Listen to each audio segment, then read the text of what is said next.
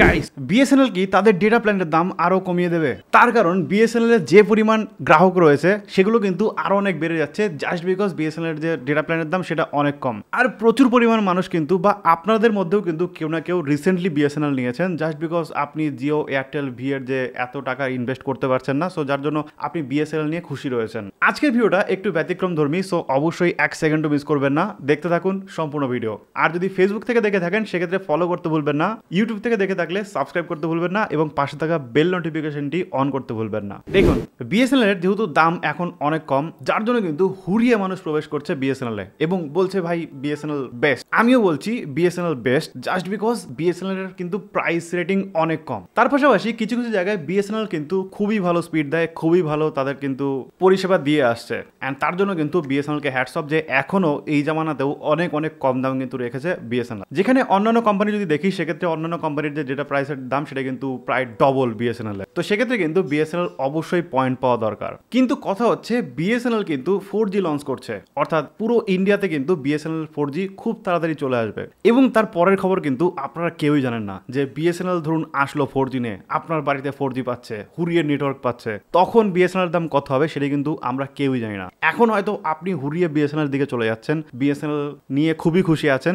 আবার অনেকে রয়েছেন যারা বিএসএনএল নিয়ে কিন্তু পস্তাচ্ছেন, অর্থাৎ বিএসএনএল নিয়েছেন এবং নেয়ার পরে আপনি দেখছেন যে ইন্টারনেট করতে পারছেন না, কল ড্রপিং এর প্রবলেম হচ্ছে, ঘরের ভেতরে এসে এমার্জেন্সি সিচুয়েশন হয়ে যাচ্ছে, অর্থাৎ এমার্জেন্সিতে থাকছে সবসময় সিম, সেখানে কোনো রকম নেটওয়ার্ক পাচ্ছে না, ঘরের ভেতরে বা টিনের বাড়ি হোক বা দালানে হোক যেখানেই হোক কিন্তু আপনি নেটওয়ার্ক পাচ্ছেন না, এরকম কিন্তু অনেকেই রয়েছে।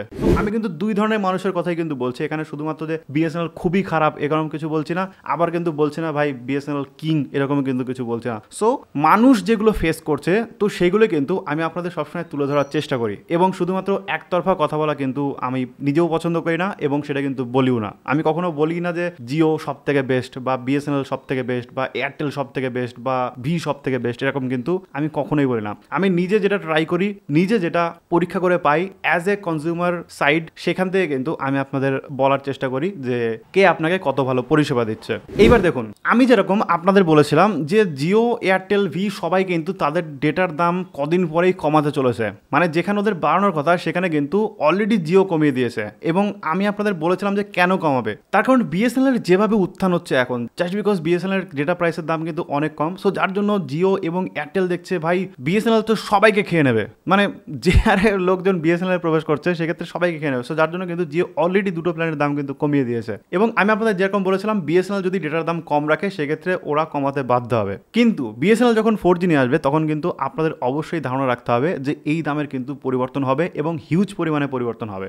আজকে যাকে আপনি হয়তো বা এখন 3G পরিষেবা দিচ্ছে এবং খুব কম দামে পরিষেবা দিচ্ছে, যার জন্য হয়তো তার কাছে যাচ্ছেন, কিন্তু এই কমাসের মধ্যে বা জাস্ট কমাসের মধ্যে কিন্তু বিএসএনএল 4G নিয়ে চলে আসবে এবং তারপরে কিন্তু দামটা এরকম থাকবে না, দামটা কিন্তু হুড়হুড়িয়ে বাড়বে। এটা আপনাদের বলে দিচ্ছি, দামটা কিন্তু এখন যেরকম দেখছেন তার থেকে কিন্তু কয়েক গুণ বেড়ে যেতে পারে। তার কারণ হচ্ছে সরকারি কোম্পানি হোক বা বেসরকারি কোম্পানি সবাই কিন্তু অ্যাট দ্য এন্ড বিজনেস করবে, কারণ বিজনেস থেকে তারা যদি প্রফিট পায় তবেই কিন্তু সেই ব্যবসাটা রান করাতে পারবে। কেউই কিন্তু একদম পুরোপুরি লসে কিন্তু ব্যবসা রান করাবে না, সে হোক গভর্নমেন্ট কোম্পানি বা হোক প্রাইভেট কোম্পানি, ঠিক আছে? সো যখন 4G নিয়ে আসবে, 4G পরিষেবা যেমন দেবে সেক্ষেত্রে কিন্তু আপনার কাছ থেকে টাকাও তেমনই নেবে। এবার হতে পারে যে জিও, ভি, এয়ারটেল এদের থেকে দামটা একটু কম, কিন্তু খুব যে কম হবে তা কিন্তু না, হয়তো বা 5% বা 10% দাম কম বেশি হতে পারে, বাট এরকম কিন্তু ভাববেন না যে হিউজ পরিমাণের একটা গ্যাপ থাকবে দামে, যে হয়তো বা জিও 3000 টাকায় দিচ্ছে, বিএসএনএল হয়তো 1500 টাকা দেবে, যেটা আর কি এখন হচ্ছে, এই জিনিসগুলো কিন্তু থাকবে না। সো এটা অবশ্যই মাথায় রাখবেন, যারা পার্মানেন্টলি বিএসএনএল করতে চাইছেন তারা কিন্তু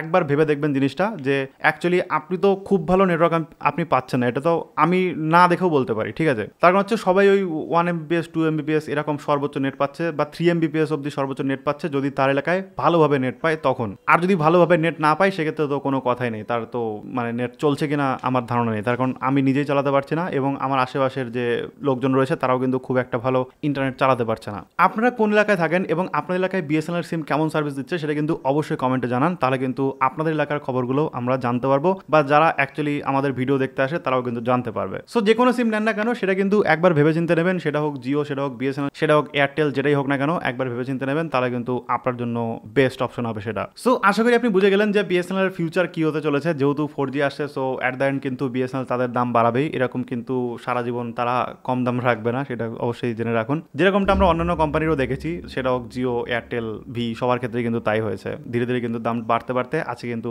এরকম দাম চলে এসছে যে আমরা কিন্তু সেটাকে অ্যাফোর্ড করতে পারছি না সহজে। মাসে 300-350 টাকা একটা হিউজ অ্যামাউন্ট কিন্তু আমাদের জন্য। সো এই আর কি। তো ভিডিও যদি আপনাদের ভালো লেগে থাকে সেক্ষেত্রে অবশ্যই একটা লাইক করবেন, শেয়ার করে দেবেন আপনার বন্ধুদের সাথে, যাতে এই বিষয়গুলো জানতে পারে, শিখতে পারে। থ্যাংক ইউ সো মাচ পুরো দেখার জন্য।